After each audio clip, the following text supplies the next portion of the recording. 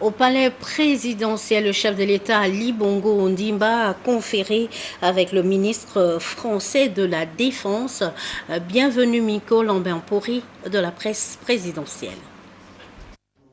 La dernière visite du ministre français de la Défense à Libreville remonte au 22 novembre 2013. À l'ordre du jour de l'entretien avec le président de la République, le dossier centrafricain.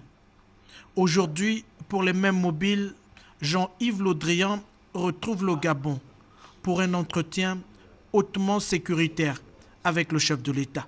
Je profite de ce déplacement pour rencontrer plusieurs chefs d'État qui sont directement concernés par la crise en République centrafricaine et pour aborder avec eux les moyens d'arriver le plus rapidement possible à une situation sécuritaire et politique de durée.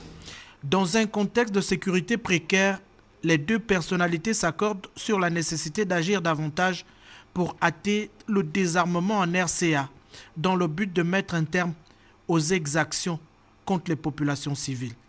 La situation est difficile, mais il y a des opérations militaires qui sont en route avec la MISCA, les forces africaines, et puis l'opération française Sangaris, une opération qui est mandatée par les Nations Unies.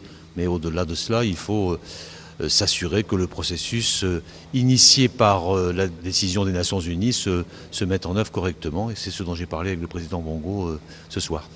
Point stratégique du dispositif des forces françaises sur la façade atlantique, le Gabon abrite le 6e BIMA, un élément potentiel pour le dispositif de l'opération Sangaris et celui de la MISCA, la mission internationale de soutien à la Centrafrique, composée des forces armées du Gabon et de la sous-région d'Afrique centrale.